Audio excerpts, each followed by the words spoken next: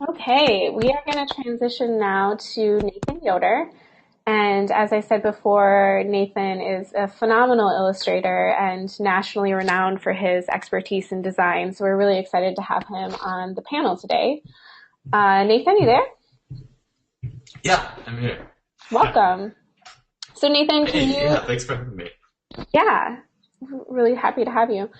Can you start by talking through a little bit of your background and how you got interested in particular with causes and design for causes? Yeah, well, I guess if we're gonna go like all the way back to the beginning, I grew up illustrating, kind of well, just drawing is basically what I called it then. Basically just like every day. That's just what I was doing all the time, and so I mean, as I kind of got closer to high school and started to think through careers, like what I want to necessarily do with my artwork. I kind of found out about graphic design through a t-shirt shop that I had started kind of doing some freelance illustration work for. And so through that t-shirt shop, I got acquainted with Photoshop and Illustrator, which to me was basically graphic design at that point. And so after doing some research, found out that's what I wanted to do. So I went to school for graphic design and graduated with just like an associate's in graphic design at OSU which is a branch of Oklahoma State University in Oklahoma. And from there, went to work for a small advertising agency in Tulsa, Oklahoma. And um, that agency actually we did a lot of work with nonprofits and just kind of companies that kind of startups and stuff like that. So that at least kind of got me more interested in it. But I think at least wanting to work with people in a way that kind of helps them. I've always kind of had that.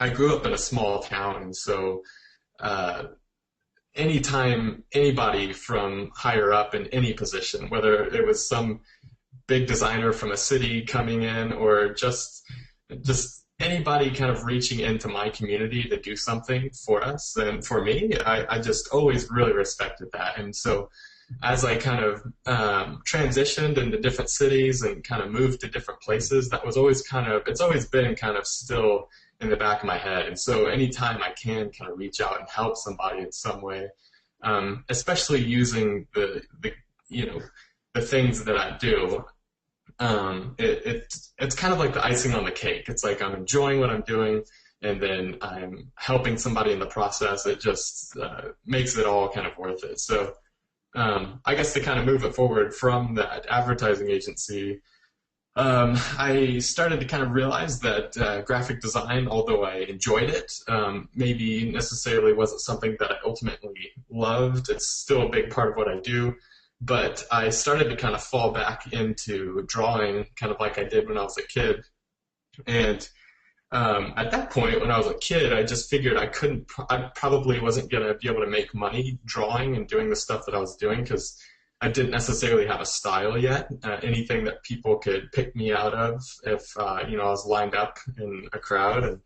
And so kind of in just drawing at work and stuff, that just little sketches, a style kind of started to emerge. And so I started posting my work on Instagram and online, and slowly people started to see it and recognize it, and ultimately the company I was at not too long ago, Sevenly, called me up a little over a year ago and offered me a job. And so just kind of out of the blue, I went from being a graphic designer doing like branding and logos and a few websites here and there to now I'm just a full-time illustrator, uh, doing a lot of typography work. And so yeah, that's kind of the short story of the journey to kind of where I am right now. Wonderful. Sounds like you definitely have a lot of passion around that. Can you talk about an example of a project? This is sort of a similar question that I asked to Amy. Can you talk about a project that generated a lot of following? You were really able to get people to rally around it and generate some of that excitement? Yeah, I would say, I guess to pull one example kind of from the beginning, I one of the things that I've always thought was kind of interesting, and you know, Amy was talking about it just before, just how it's like you'll work on something and then you'll post it online, and it's not always the things that you necessarily thought were going to be big that end up getting big, you know. And Mm-hmm. in the beginning, I was doing a lot of just Sharpie on paper, no sketching, no pencil, no eraser, just like going for it. And there was a piece, I guess I don't have it necessarily included here, but um, I've got a print of it in my store, and it's got a whale in it, and it just says "Anchor deep, your soul to keep." And that was like one of the very first illustration pieces that I did whenever I was starting to kind of venture more in that direction. And I feel like I see that pop up more than most of the other work that I do, you know, even to this point. So it's kind of funny how that stuff kind of follows you around no matter where and what you do.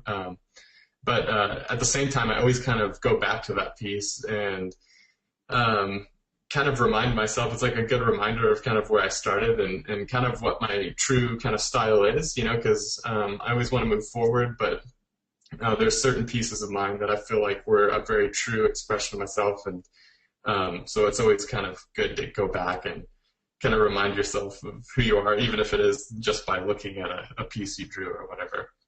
Yeah, absolutely. So, one of the things that I really like about your pieces is you definitely do this sort of playful interaction between the phrase and the illustration, and that caters well to t shirt design, obviously. Can you talk a little bit about your process in terms of do you think of the phrase first and then work on the illustration, or how is your inspiration? How does that look like? Yeah. Well, it definitely depends on who I'm working with. So if it is a client, you know, a lot of the times, say like with Sevenly, and this cat illustration in particular, my creative director came in and just like threw the phrase at me. Was like, hey, you know, I just had this great idea, you know, do something with this phrase. There's no better time than meow. Obviously, there has to be a cat in it, you know. But so something like that, you know, the phrase is already established, and then from there it's just sketching and kind of working together, bringing those pieces together with the phrase.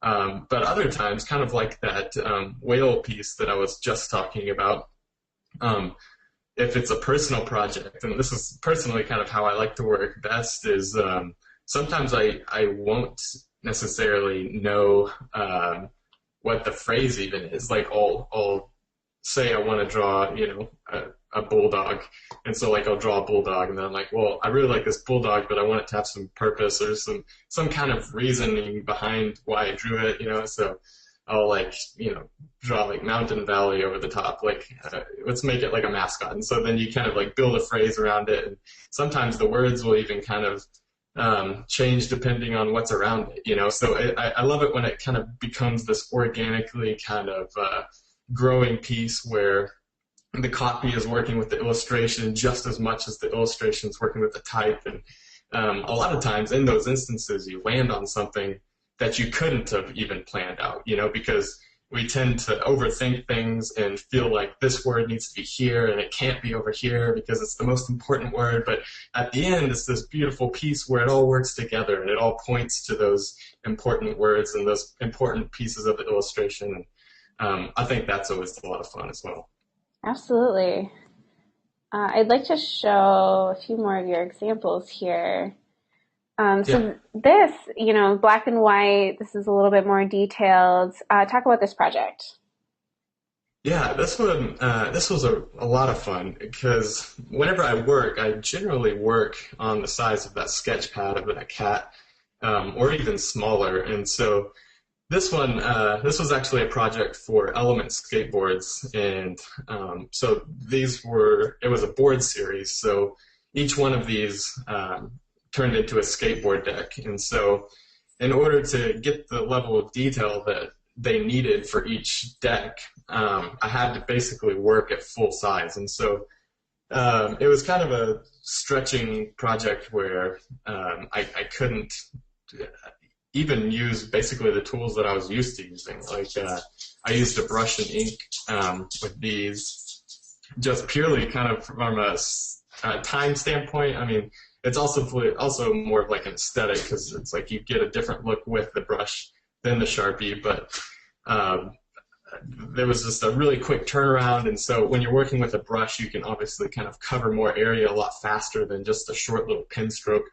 Yeah, I don't know much else to say about it. I mean, from here, I mean, I scanned them all into the computer and then colored them there. I was thinking about watercoloring them while I was going for it, but I'm so glad I didn't because it was coming down to the deadline even just on these. But yeah, it was a lot of fun. Yeah, kind of going along the lines of deadlines and clients and all of that. Can you give the audience any advice for when to hire a designer? For example, do you find that, doing something like a really cool t-shirt design and generating awareness around that is better than, a nice email template? Or what are the avenues that you're really seeing people get excited about right now? Yeah. I would say my biggest thing is, I would just encourage people to be like really honest and be themselves. And, if you're communicating a message and you can say it, as yourself, then do that, and don't try to look like you're like something else or somebody else. But I think the instances when you can, add some more, pack a little bit more of a punch is kind of like collaboration, so it's like maybe you can't say something in just the way that you want to say it, but you say, like, for instance, know a friend who can say it so much better than you, so you invite your friend to the conversation and you're like, hey, listen to him, hey, tell them this the way you told me last week, that kind of a thing. And I think that's where an instance for like an illustrator comes in, where, the thing I enjoy most about my job is, I've been spending a lot of time, well, I mean, I guess not a whole lot of time, but at least a couple of years, or 3 years, kind of refining the style that I've got going right now. And I do that so that somebody can come to me when they need that style. And it's something like that where a company is like, hey, I want to say this, we really want to say this, and we really feel like it ties to the aesthetic that you have in your work. And so something like this invitation, this is my brother and his fiance who are getting married here next month, actually. They came to me and, obviously I'm my brother's brother, so, he wanted me to work on this for them. But it was also really fun because the whole wedding and the whole aesthetic of it and where they're holding the wedding was all kind of catering to this style that I was already kind of working on at the time. And so if they tried to do it, they could maybe get close. They probably wouldn't have been able to necessarily illustrate it by hand. But it's like always kind of pull from the resources that you have around you or in the industry that are doing things maybe a little bit stronger than how you could do them, So there's graphic design, you can use kind of templated kind of elements and fonts and stuff. But, if you really want something that's a little more unique and saying it in kind of the same way but with a little bit of a twist on it, then you might reach out to an illustrator. And I mean, that's kind of a roundabout way of answering that. I hope that made some sense. Yeah, I know. That's great information. And I like this piece a lot. I think there's a lot going well with it. Can you talk a little bit about how you prioritized your messaging and how you structured it in a way that the audience is able to see the most important components first? Yeah. Yeah, and that's definitely the challenge with something like this. This is let's see, I guess I've got 4 other brothers and sisters, and so I've done all of the wedding invitations up until this point. I'm yet to do my own, so I've basically done them all. But Yeah, so I mean, basically, this one kind of formed organically, kind of like what I was saying. The original sketch is over there on the left, and I always try to work really fast and really quick so that I'm not, wasting too much time on the details. It's just more about layout in the beginning.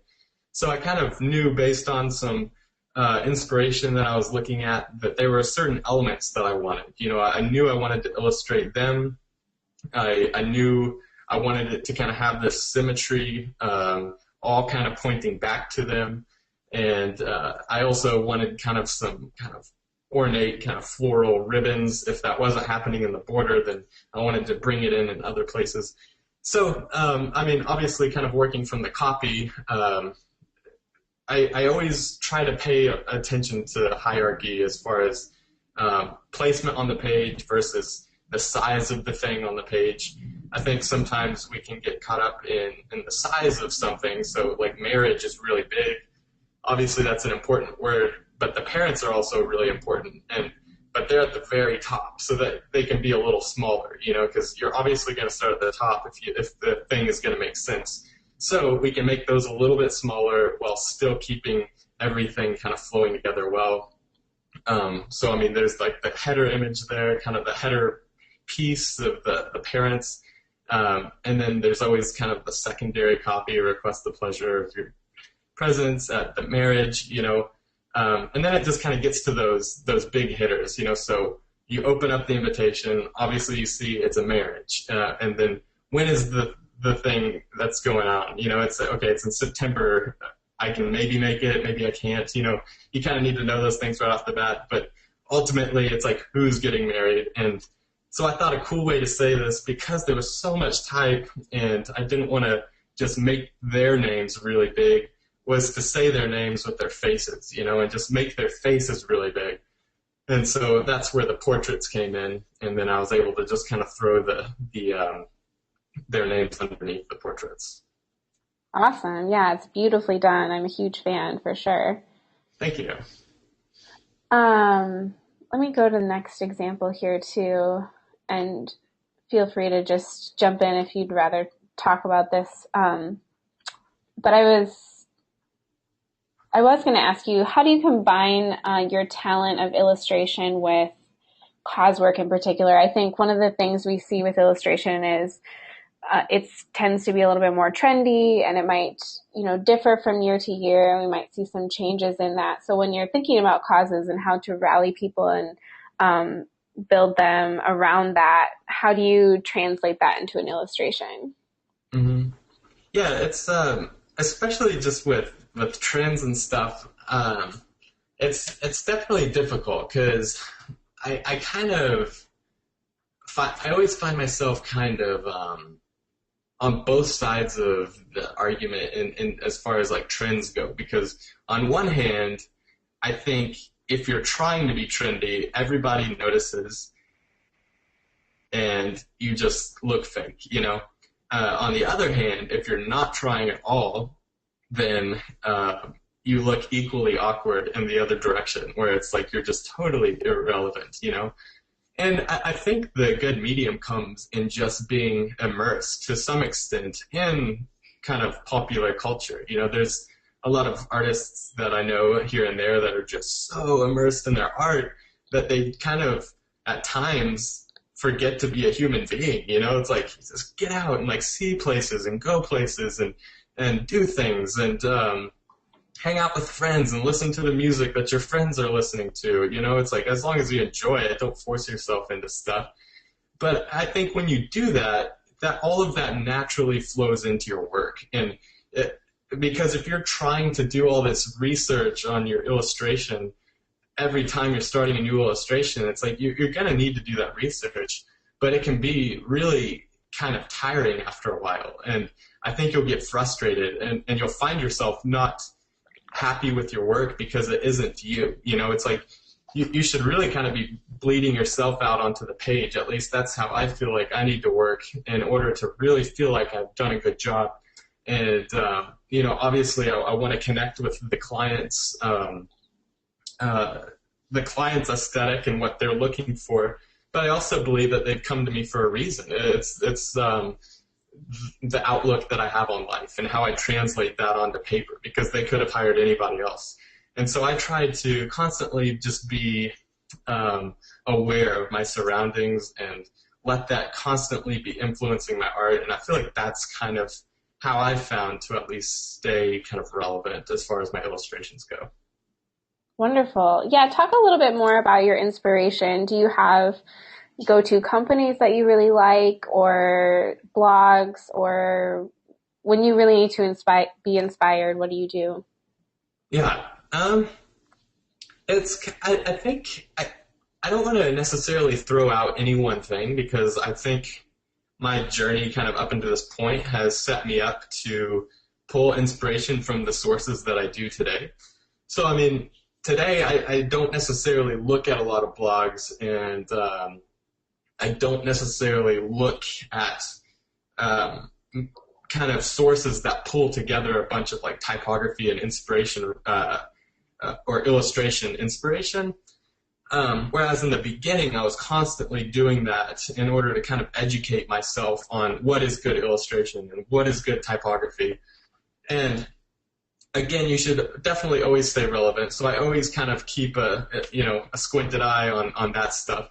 But I found as I kind of got deeper and deeper into illustration and typography that that stuff was starting to stifle me. And I was starting to forget my own voice as an illustrator and as an artist. And so at this point, I really pull a lot of inspiration from kind of outside sources like music or just my friend's outlook on life or somebody that I ran into on the street or just wild art, like on the side of a building or some sign that I saw driving down the street. And I feel like it's that kind of stuff that creates really kind of original artwork.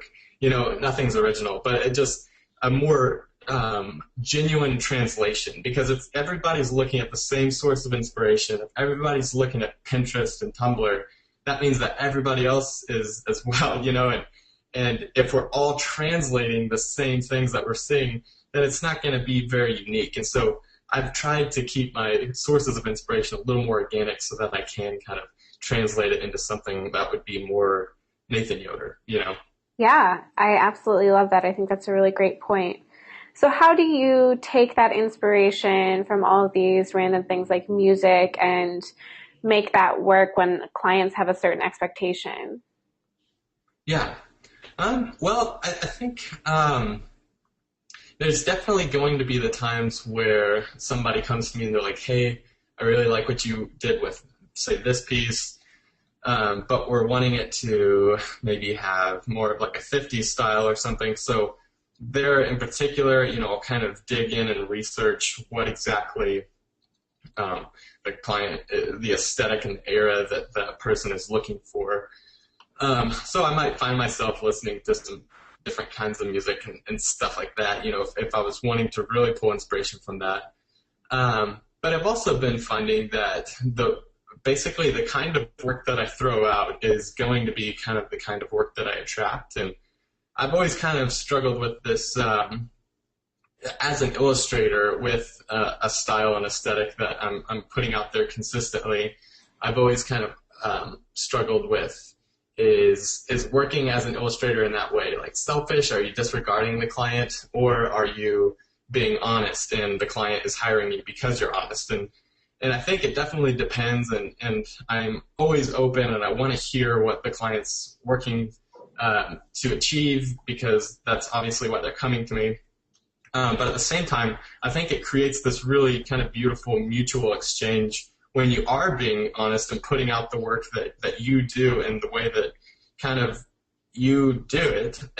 So people come to you because they can only get that from you. And so more often than not, I've been finding that clients are coming to me, like for this piece in particular, where Field and Stream had this photo that they wanted to work with, that they had to work with, and it sounded like it was maybe a budget issue or something. It's like, hey, this is all we've got to work with. We just need some good type to put over it. And so I was doing my best to make it work, but I was like, hey guys, I worked up these other illustration elements. I feel like this would work really good and maybe pack a little bit more of a punch. And they were like, you know what, let's just go with that. Let's just make it a full page illustration. And so I think that's where I tried to see my job as an illustrator and kind of offer some advice that maybe the client isn't necessarily seeing. It's like, here's what we can do with this, and offer some suggestions rather than maybe just strictly rolling with what's been laid on the table. So there's a respect for what is on the table, but then as an artist and as an illustrator, always try to see a little past that to what we could do to kind of make it a little better.